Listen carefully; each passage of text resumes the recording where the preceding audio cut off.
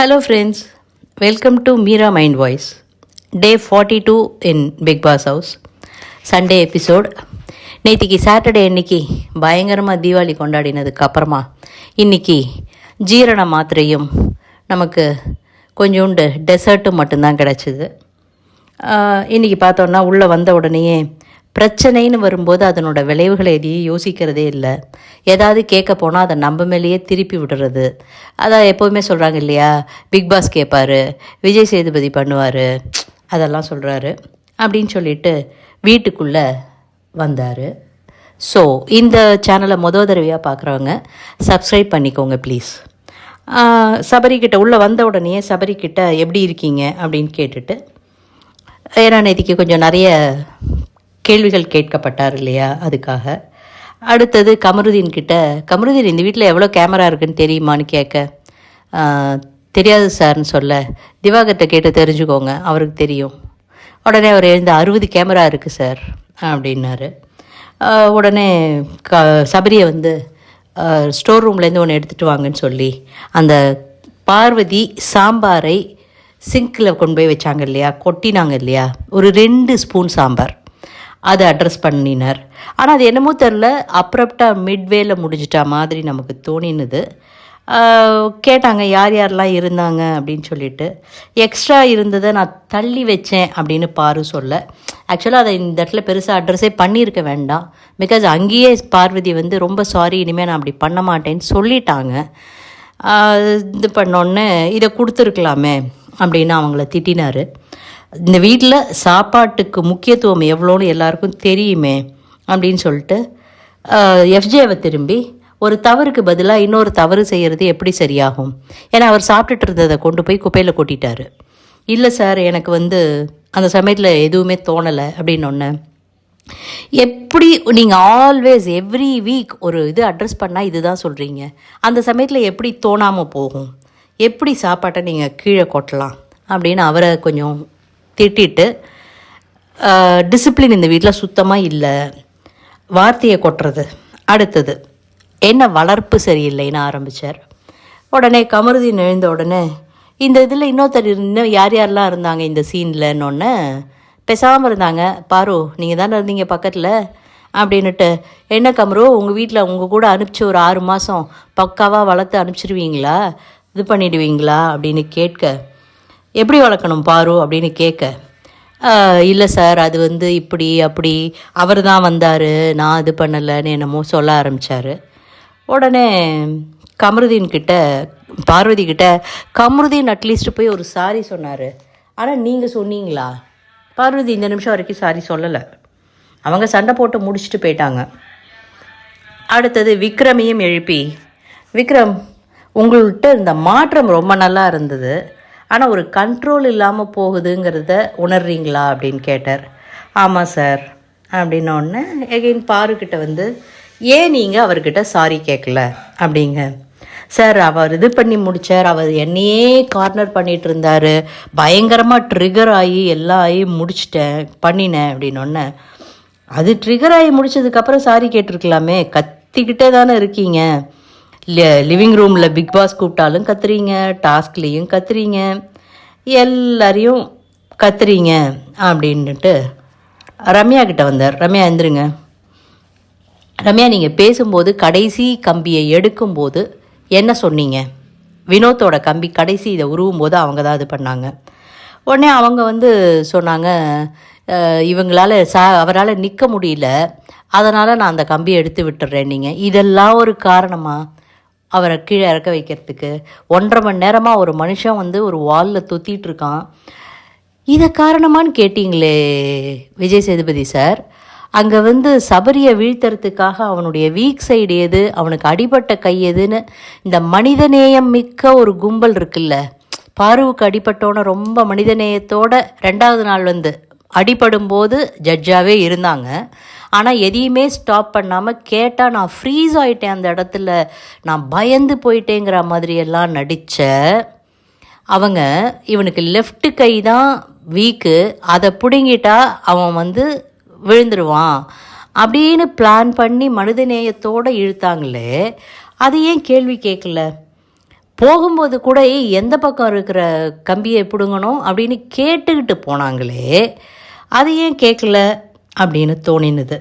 ஒரு சின்ன ஒரு 2 ஸ்பூன் சாம்பாருக்கு சாரி கேட்டதை திரும்ப கேட்க தெரிஞ்சவங்களுக்கு இவ்வளோ தூரம் இதுக்கு பிளான் பண்ணுறீங்களே, இவ்வளோ தூரம் அவன் போகிறதுக்கு முன்னாடி, அந்த வாலுக்கு போகிறதுக்கு முன்னாடியே அவனை எப்படி கவுக்கணும்னு பிளான் பண்ணீங்களே, அதே மாதிரி அவனுக்கு இந்த வாரம் யார் யாருக்கு நாமினேஷன் கொடுக்கணும், யார் யாரை நாமினேஷனில் உள்ளே கொண்டு வரணும்னு பிளான் பண்ணீங்களே, அதை ஏன் கேட்கல அப்படின்னு நமக்கு கேட்க தோணுது.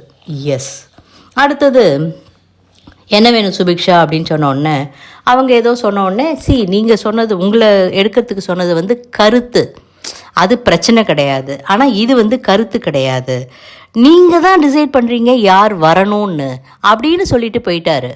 யார் யார் டிசைட் பண்ணாங்க, யார் யார் எப்படி பண்ணினாங்கன்னு அதை கொஞ்சம் விலாவாரியாக பண்ணியிருந்தாருனாக்க அவருடைய நண்பர்கள், அவருடைய என்ன சொல்கிறது, ஃபேமிலி ஃப்ரெண்ட்ஸ் உள்ளே ரிசார்ட்டுக்கு வந்திருக்காங்க இல்லையா, அவங்கெல்லாம் கொஞ்சம் அடிக்கப்படுவாங்கன்னு பேசாமல் போயிட்டாருன்னு நினைக்கிறேன். அடுத்தது வினோத்கிட்ட, நீங்கள் பண்ணுறதெல்லாம் நல்லா இருக்குது, ஆனால் கொஞ்சம் கவனமாக பேசுங்க, உங்களோட செயல்களை எல்லாரும் கவனிச்சிட்டு இருக்காங்க, ஸோ விளையாடும்போது கவனமாக விளையாடுங்க. பிகாஸ் அவர் ஃபன் பண்ணுறேன்னு மற்றவங்கள மாக் பண்ணுற மாதிரி பாடுறது கொஞ்சம் ஓவர் போர்டு போயிடுது. ஆமாம், இப்போ திவாகர் வெளில வந்துட்டாரு, இதுக்கு மேலே அவர் யாரோட பயணிப்பார் தெரியல, பார்ப்போம். விக்ரம் இவங்க பாரு விக்ரம் கிட்ட, ஹே விக்ரம் சாரி என்னமோ ஃபன்னாக சொல்கிற மாதிரி, இன்றைக்கி அவங்கள திட்டினதை பற்றி அவங்களுக்கு துளி கூட கிஞ்சித்தும் அவங்களுக்கு ஒரு இதுவே இல்லைங்க, ஜாலியாக இருக்காங்கங்க. ஹே நான் தப்பிச்சிட்டேன் அப்படிங்கிற மாதிரி. அவங்களுக்கு ரெட் ட்ரெஸ் வந்திருக்கு, அதை பற்றியும் உட்காந்து டிஸ்கஸ் பண்ணியிருக்காங்க. நான் என் டிசைனர்கிட்ட சொல்லிட்டு வந்தேன், ரெட்டு கொடுத்தா உனக்கு டேஞ்சர்னுட்டு, இந்த வாரமே எனக்கு ரெட்டு அனுப்பிச்சிட்டா, அப்போ நான் டேஞ்சரில் இருக்கேனா, நீ வாரம் டேஞ்சரில் தாம்மா இருக்க அப்படின்னு நமக்கு சொல்ல தோணுது. இவங்கள்ட்ட விக்ரம்கிட்ட சாரி கேட்க, அவங்க சாரி கேட்ட விதமே சாரி கேட்குற மாதிரி இல்லை, இல்லை போகிற போக்கில் ஒன்று போடுறேன் வச்சுக்கோ அப்படிங்கிற மாதிரி தான். அவர் சொல்லிட்டாரு, இப்போ சாரி கேட்ப, அடுத்த வாரம் திரும்ப இதே மாதிரி தான் நீ வார்த்தையெல்லாம் விட போகிற, ஒரு 2 வாரம் வார்த்தைகளே விடாமல் இருந்து அப்புறம் சாரி சொல்லு நான் ஏற்றுக்கிறேன்னு உடனே, அது என்னது நான் சாரி சொல்லி நீ ஏற்றுக்க முடியாதுன்னு சொல்கிறது, நீ என்ன அவ்வளோ பெரிய ஆளான இப்போயே ட்ரிகர் ஆயிட்டாங்க பார்வதி மேடம். அமித் சொல்கிறாரு, அது என்ன சாரி ஏற்றுக்கலன்னா மூஞ்சியில் குத்துவது போல் சொல்லிட்டு போகிறாங்க, இதுதான் சாரி கேட்குற லட்சணமா அப்படின்னுட்டு. அமித் உங்களுடைய கவனிப்புலாம் ரொம்ப நல்லா இருக்குது, ஆனால் கொஞ்சம் வெளியில் வாங்க ப்ளீஸ். அடுத்தது வினோத் திவாகர் கிட்ட பேசுகிறாரு, யார் கூடவும் இது பண்ணாதீங்க, நான் ஒரு ஃபன்னுக்காக தான் பண்ணேங்க. திவாகர் போய் சாண்ட்ரா அண்டு பிரஜின் கிட்ட, நான் தனி, என்னோட ட்ராக்கே தனி, நான் இதுவாக போயிட்டுருக்கேன், என்ன வேறு யார் கூடயும் ஒப்பிடாதீங்க, இன்னமும் மற்றவெல்லாம் எனக்கு தராதரமே இல்லாதவன் அப்படி தான் பேசிகிட்டு இருக்காரு. கமரு எல்லாமே ஷோக்காக பண்ணுற மாதிரி தோணுது, எனக்கு இவன் மேலே நம்பிக்கையே இல்லை, நான் அதனால தான் விட்டுட்டு வந்துட்டேன், அப்படி பாரு அவங்க எதுக்குமே கவலைப்பட மாட்டேங்கிறாங்க அப்படிங்கிற மாதிரிலாம் விக்ரம் கிட்ட பேசிகிட்ருக்காரு. இதெல்லாம் பிரேக்கில் திரும்ப வந்தோன்னா ராஜாங்கம் எப்படி இருந்தது அப்படின்னு கேட்க, அரோரா நீங்கள் எனக்கு அரோரா கிட்ட, அரோரா சொல்லுங்கள் அரோரா அப்படின்னுட்டு, நீங்கள் எனக்கு டெஸ்ட் வைக்கிறீங்கல்ல, இவர் கவனிக்கிறாரா இல்லையான்னுட்டு அப்படின்னோடனே, இல்லை சார் அது என்னோடய டோப்பமைன், நீங்கள் கூப்பிட்டீங்கன்னா தென் இது என்ன என்னோடய டோப்பமைன் செத்து போச்சு உட்காருங்க அப்படின்ட்டாரு. கமருதீன் பயங்கரமாக சிரித்தேன் சார், பெர்ஃபார்மன்ஸ் பேஸில் போனதுனால நல்லா இருந்தது, எல்லோரும் முதல் நாள் இந்த டாஸ்க்கை தப்பாக புரிஞ்சுக்கிட்டு 2வது நாள்லேருந்து ஒழுங்காக விளையாட ஆரம்பித்தாங்க அப்படின்ன உடனே, இங்கே பாருங்கள் இனிமேல் டாஸ்க் வந்த உடனே கமருதீன் கிட்ட போய் என்ன ஏதுன்னு விலாவாரியாக கேட்டு தெரிஞ்சுக்கங்க, அவர் எல்லாம் தெரிஞ்சுக்கிட்டு விளையாடுறாரு, ஆனால் எதையுமே சொல்லாமல் வார கடைசியில் எங்கிட்ட சொல்கிறதுக்காக வெயிட் பண்ணுறாரு அப்படின்னு அவனோட இதை கொஞ்சம் கிண்டல் பண்ணிகிட்டு இருந்தார். வியனா திவாகரை கோச்சிட்டு போயிட்டாரு அப்படின்னோடனே திவாகரை எழுப்பி, இந்த இவங்கெல்லாம் பண்ணினது கேரக்டர் பொசசிவாச்சா திவாகர் பொசசிவானிங்களான்னு கொஞ்ச நாழி திவாகரை போட்டு செமவர். அடுத்தது வினோத் ரொம்ப கிண்டல் பண்ணுறாரு, எனக்கு கஷ்டமாயிடுது, அரோரா வாய மூடுன்னு சொன்ன உடனே இளவரசி மந்திரி யார் யார் பேச்சை கேட்கணும்னு எல்லாரையும் கேட்டார். அந்த சமயத்தில் ரியாக்ட் பண்ணது மந்திரியா திவாகரா. மந்திரியாக இருந்தால் தப்பு, திவாகரா இருந்தால் மிகப்பெரிய தப்பு. உங்களை டாஸ்க் விளையாட சொல்கிறாங்கல்ல, உங்கள் வசதிக்கு ஏன் உங்களோட ரூல்ஸ் எல்லாம் வளைச்சிக்கிட்டு பண்ணிகிட்ருக்கீங்க? ஏன்னா அதை தான் பார்வதி பண்ணுவாங்க. அவங்க பண்ணும்போது அதே தான் திவாகரும் பண்ணுவார். டாஸ்க் விளையாடலைன்னு மட்டும் கேட்குறீங்களே விஜய் சார். இந்த வீட்டில் நாள் வந்த டாஸ்க்லேருந்து எந்த டாஸ்க்கை யார் குளறுபடி பண்ணாங்கன்னு பார்க்குறீங்களா? உண்மையிலேயே பார்வதியினால தான் அங்கே ஒரு பெரிய குழப்பம் விளையுது. அதுக்கு தூண்டுகோலா, அதுக்கு ஒத்து ஊதுறதுக்காக திவாகருங்கிறது உங்களுக்கு புரியலையா? உடனே விட்டுட்டு போயிட்டீங்கன்னா டாஸ்க் எதுக்கு, இந்த வீடு எதுக்கு? இங்கே 60 கேமரா இருக்குன்னு இவருக்கு தெரியும். 60 கேமராலேயும் 600 ரீல் பண்ணிட்டாளுங்க இந்த மனுஷன். ஒரு முடிவோடு தான் வீட்டுக்குள்ளே வந்திருக்காருன்னு செம்ம ரிவேட்டு இன்றைக்கி திவாகருக்கு. இந்த வீடு எதுக்குன்னு சொல்லிட்டு எனக்கு பதில் சொல்லுங்கள், எனக்கு கேட்டு கேட்டு காலை வலிக்குது, நான் உட்கார போகிறேன்னு போடியமில் உட்காந்துட்டார். உட்காந்துட்டு நீங்கள் எவ்வளோ நேரம் ஆனாலும் சரி, நீங்கள் பதில் சொன்னதுக்கு அப்புறம் தான் நான் இங்கேருந்து நகருவேன். அவர் இந்த கவுண்டமணி செந்தில் இதில் கவுண்டமணி கேள்வி கேட்க செந்தில் தலையை குனிஞ்சுக்கிட்டே நிற்பார். அந்த மாதிரி தலையை குனிஞ்சு பெசாமல் நின்றுட்டுருக்காரு. அடுத்தது பாருக்கிட்ட நீங்கள் சொன்னீங்கல்ல அப்படின்னு கேட்க, நான் என்ன சொன்னாலும் தன்னோட அந்த இதுதான் சார் இவர் பண்ணுவார் அப்படி இப்படின்னு ஆரம்பிக்க, பயங்கரமாக ஒரு பெருமூச்சு விட்டுட்டு அப்படியே மூஞ்சியில் ஒரு ரியாக்ஷன் காமிச்சு, என்ன சொன்னாலும் இவங்க இதைத்தான் பண்ணுவாங்க. அதாவது பாரு எதை ஆரம்பித்தாலும் தனக்கு நேர்ந்தது அப்படின்னு தன்னோட சுய புராணம் தான் பாடுவாங்கன்னு பேசாமல் உட்காருங்கன்ட்டாங்க. கேமராவில் ரீல் பண்ண தெரியுது இல்லையா, அதெல்லாம் நாங்கள் கொடுத்த டாஸ்கா அப்படி இப்படின்னு சொல்லிட்டு இத்தனை வாரமும் இதே தான். உங்களை கன்வின்ஸ் பண்ண வேண்டிய அவசியம் மற்றவங்களுக்கு எதுக்கு? கேரக்டராக நீங்கள் மாற வேண்டியது தானே அப்படின்ட்டு சரி அப்படின்னு விட்டுட்டார்.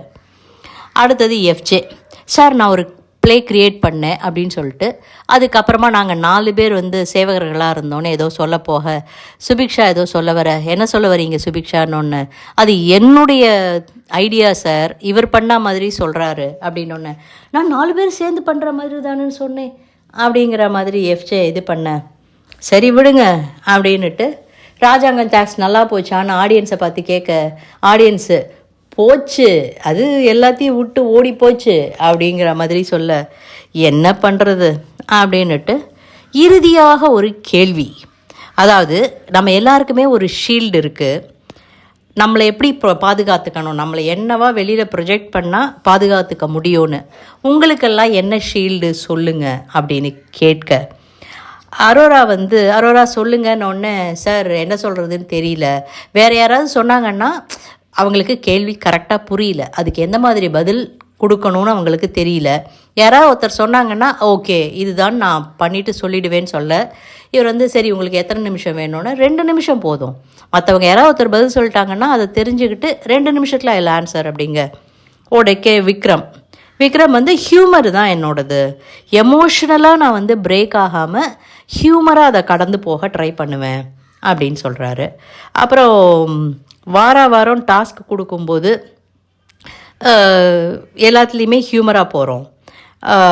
இவர் சொல்கிறது என்னென்னா, வாரம் டாஸ்க் கொடுக்கும்போது உங்களை உடச்சி நீங்கள் உங்களோட கம்ஃபர்ட் ஜோன்லேருந்து வெளியில் மற்றவங்கள பேசணும்னு நினைக்கிறது தான், அதுதான் இது பண்ணுறது, அந்த மாதிரி சொல்லுங்கள் அப்படின்னுட்டு. பாரு என்னுடைய பேச்சு திறன் மற்றும் கலை அப்படின்னு சொல்லிட்டு நான் ஒவ்வொரு நாள் பேசுகிறதையும் நான் இது பண்ணி பார்க்குறேன், நான் என்னை திருத்திக்க பார்க்குறேன்.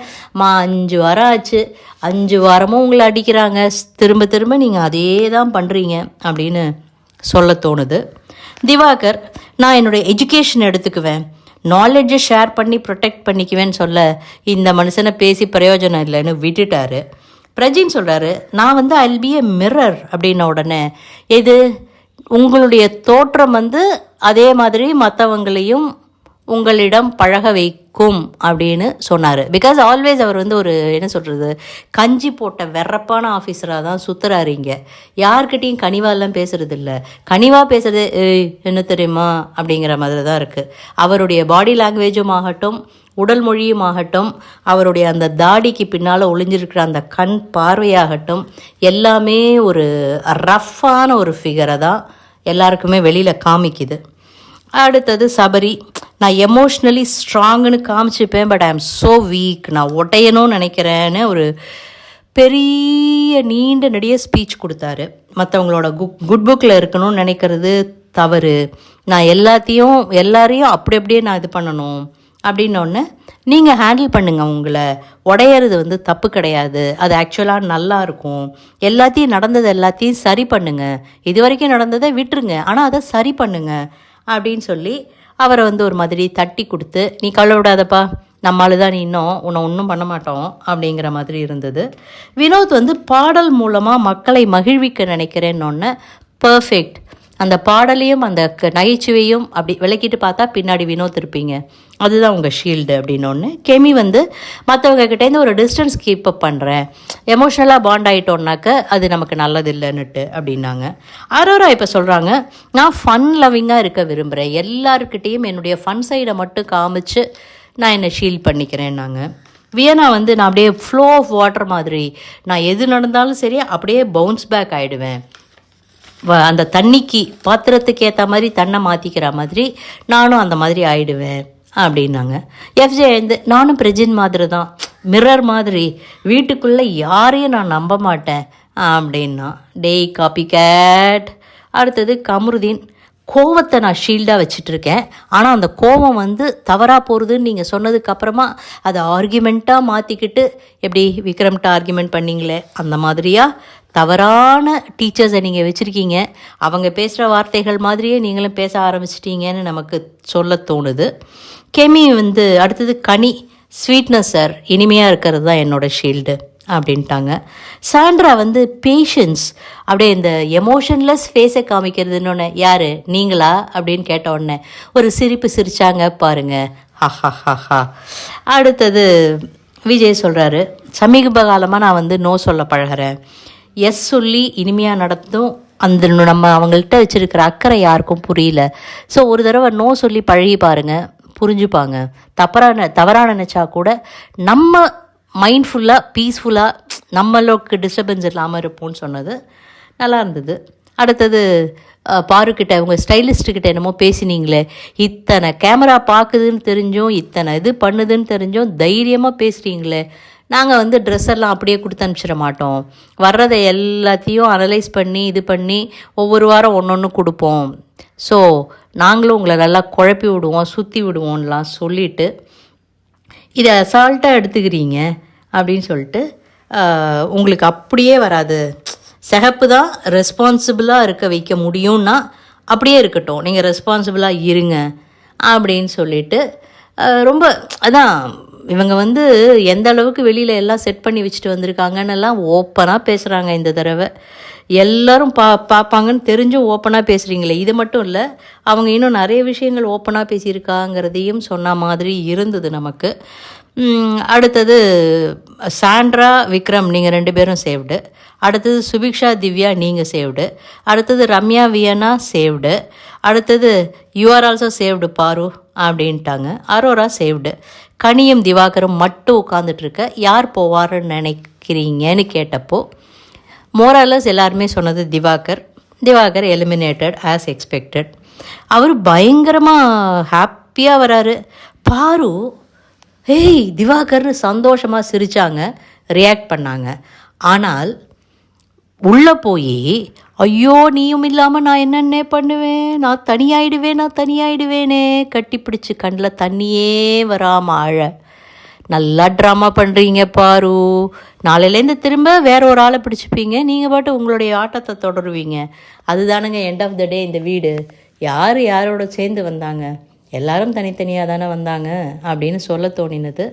இவர் ஜாலியாக வெளியில் வந்துட்டு 42 நாள் இருப்பேன்னு நான் நினைக்கவே இல்லை சார், 60 நாள்னு எதிர்பார்த்துட்டு வந்தேன், என் ஆசை நிறைவேறிடுச்சு, அது இதுலாம் சொல்ல உடனே விஜய் சேதுபதி ஏதாவது சொல்ல விரும்புகிறீங்களா அப்படின்னு கேட்ட உடனே வீட்டுக்குள்ளே போகணுன்னு சொல்லிட்டு பாருங்க அவங்க தான் சொல்லி முடிச்சிட்டாங்க, அழுது முடிச்சிட்டாங்களே அப்படின்னோடனே எஃப்ஜே நல்ல தம்பி, இன்றைக்கி மேக்கப் போட்டு விட்டான், ஷூ போட்டு விட்டான், அவ்வளோதாங்க அவருக்கு நிற்குது மனசில், இன்றைக்கி யார் பண்ணா நேற்றுக்கு யார் பண்ணா அவ்வளோதான்.